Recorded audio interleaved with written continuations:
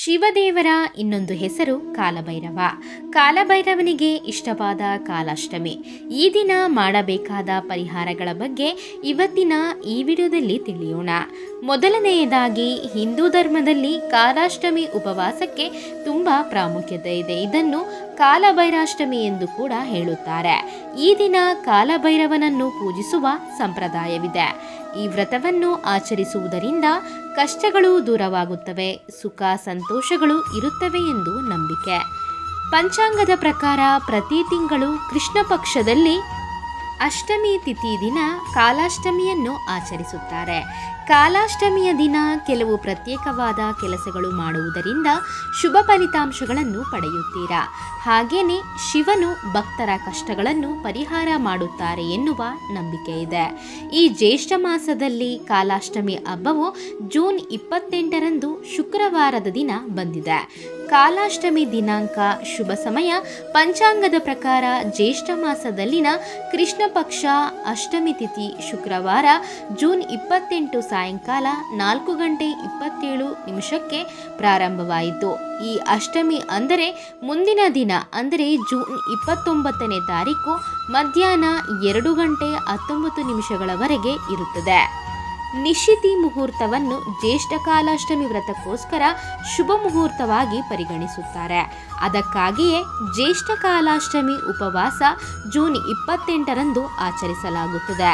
ಕಾಲಾಷ್ಟಮಿ ಉಪವಾಸದ ದಿನದಲ್ಲಿ ಕಾಲಭೈರವನನ್ನು ರಾತ್ರಿಯಲ್ಲಿ ಪೂಜಿಸುತ್ತಾರೆ. ಕಾಲಾಷ್ಟಮಿಯ ದಿನದಲ್ಲಿ ಈ 5 ಕೆಲಸಗಳನ್ನು ಮಾಡಿರಿ. ಕಾಲಾಷ್ಟಮಿ ದಿನದಲ್ಲಿ ಕಾಲಭೈರವನ ಮುಂದೆ ಹಸುವಿನ ತುಪ್ಪದಿಂದ ದೀಪವನ್ನು ಬೆಳಗಿಸಿದರೆ, ಕಾಲಭೈರವನನ್ನು ಪೂಜಿಸಿದರೆ ದೇವರ ಕೃಪೆ ಬರುತ್ತದೆ. ಕಾಲಾಷ್ಟಮಿ ದಿನದಲ್ಲಿ ಶಿವನನ್ನು ಪೂಜಿಸಲಾಗುತ್ತದೆ. ಈ ಪ್ರತ್ಯೇಕವಾದ ದಿನ ಶಿವನಿಗೆ 21 ಬಿಲ್ವಪತ್ರೆ ಸಮರ್ಪಿಸಿ, ಈ ಬಿಲ್ವಪತ್ರೆ ಎಲ್ಲ ಎಲೆಗಳ ಮೇಲೆ ಗಂಧದಿಂದ ಓಂ ನಮಃ ಶಿವಾಯ ಎಂದು ಬರೆಯಬೇಕು. ಈ ರೀತಿ ಬರೆದ ಬಿಲ್ವಪತ್ರೆಗಳನ್ನು ಓಂ ನಮಃ ಶಿವಾಯ ಎಂದು ಹೇಳುತ್ತಾ ಸಮರ್ಪಿಸಿ. ಹೀಗೆ ಮಾಡುವುದರಿಂದ ನಿಮ್ಮ ಕೋರಿಕೆಗಳೆಲ್ಲ ನೆರವೇರುತ್ತವೆ. ಕಾಲಾಷ್ಟಮಿಯ ದಿನ ಕಪ್ಪು ನಾಯಿಗೆ ಆಹಾರವನ್ನು ತಿನ್ನಿಸಿ. ಈ ಪರಿಹಾರ ಮಾಡುವುದರಿಂದ ತುಂಬ ಒಳ್ಳೆಯದು ಆಗುತ್ತದೆ. ಈ ಪರಿಹಾರ ಮಾಡುವುದಕ್ಕೆ ಕಪ್ಪು ನಾಯಿ ಸಿಗಲಿಲ್ಲ ಅಂದರೆ ಬೇರೆ ಇತರ ನಾಯಿಗಳಿಗೆ ಆಹಾರವನ್ನು ಸಮರ್ಪಿಸಿ. ಮನೆಯಲ್ಲಿ ಏನಾದರೂ ಸಮಸ್ಯೆಗಳು ಇದ್ದರೆ ಕಾಲಾಷ್ಟಮಿಯ ದಿನ ಕಾಲಭೈರವನ ಮುಂದೆ 33 ಸುಗಂಧ ಧೂಪಗಳನ್ನು ಬೆಳಗಿಸಿ. ಹೀಗೆ ಮಾಡುವುದರಿಂದ ನಿಮ್ಮ ಸಮಸ್ಯೆಗಳೆಲ್ಲ ತೊಲಗಿ ಹೋಗುತ್ತದೆ ಎಂದು ನಂಬಿಕೆ. ಕಾಲಾಷ್ಟಮಿ ದಿನದಿಂದ ಮೊತ್ತವಾಗಿ 40 ದಿನಗಳ ಕಾಲ ಭೈರವನ ಆಲಯಕ್ಕೆ ಹೋಗಿ ದರ್ಶನ ಮಾಡಿಕೊಳ್ಳಿ. ಹೀಗೆ ಮಾಡುವುದರಿಂದ ಕಾಲಭೈರವನು ಸಂತೋಷಿಸುತ್ತಾರೆ, ಭಕ್ತರ ಕೋರಿಕೆಗಳನ್ನು ತೀರಿಸುತ್ತಾರೆ. ಕಾಲಾಷ್ಟಮಿಯ ವಿಶೇಷತೆ: ಕಾಲಭೈರವನು ಶಿವನ ರೂಪದಲ್ಲಿ ಜನ್ಮಿಸಿದರು. ಈ ದಿನದಲ್ಲಿ ನಿಯಮ ನಿಷ್ಠೆಗಳಿಂದ ಪೂಜಿಸುವುದರಿಂದ ಕಾಲಭೈರವನು ಸಂತೋಷಿಸುತ್ತಾರೆ.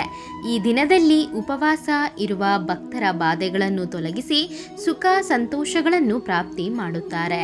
ಅಷ್ಟೇ ಅಲ್ಲದೆ ಈ ವ್ರತವನ್ನು ಆಚರಿಸುವುದರಿಂದ ಕಾಲಭೈರವನ ಅನುಗ್ರಹ ಯಾವಾಗಲೂ ಇರುತ್ತದೆ. ಜೀವನದಲ್ಲಿ ಬರುವ ಸಮಸ್ಯೆಗಳಿಂದ ಉಪಶಮನ ಲಭಿಸುತ್ತದೆ. ಮನೆಯಲ್ಲಿ ಸುಖ ಸಂತೋಷಗಳಿಂದ ಇರುತ್ತಾರೆ.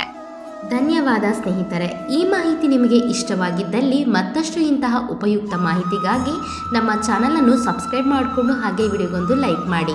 ಜೊತೆಗೆ ಮತ್ತಷ್ಟು ಇಂತಹ ಉಪಯುಕ್ತ ಮಾಹಿತಿಗಾಗಿ ಫೇಸ್ಬುಕ್ನಲ್ಲಿ ನಮ್ಮ ಪೇಜನ್ನು ಫಾಲೋ ಮಾಡೋದನ್ನು ಮರಿಬೇಡಿ. So thanks for watching our videos.